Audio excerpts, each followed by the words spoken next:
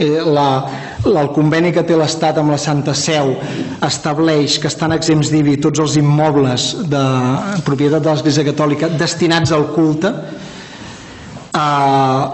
i actualment en la majoria de municipis de Catalunya, per no dir tots, aquesta exempció és automàtica. L'Església transfereix una llista de propietats i automàticament s'eximeix de l'IBI sense que s'hagi de declarar el tipus d'ús que se'n fa.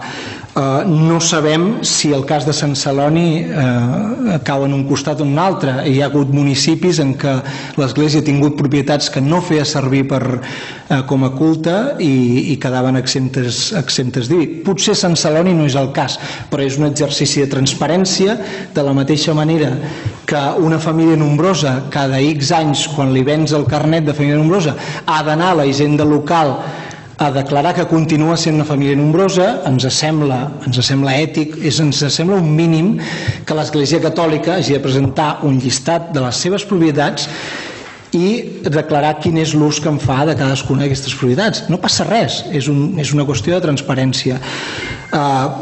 Per descomptat, no estem d'acord en aquesta exempció de l'IBI dels immobles de l'Església Catòlica, en primer lloc perquè se suposa que vivim en un estat confessional i en segon lloc perquè hi ha altres confessions que tenen espais de culte pels quals sí que han de pagar l'IBI. Per tant, estem totalment en contra, però no som uns esbojarrats, sabem que això sí que no és competència municipal eliminar-ho, per tant no ho eliminem, l'únic que demanem és aquesta transparència.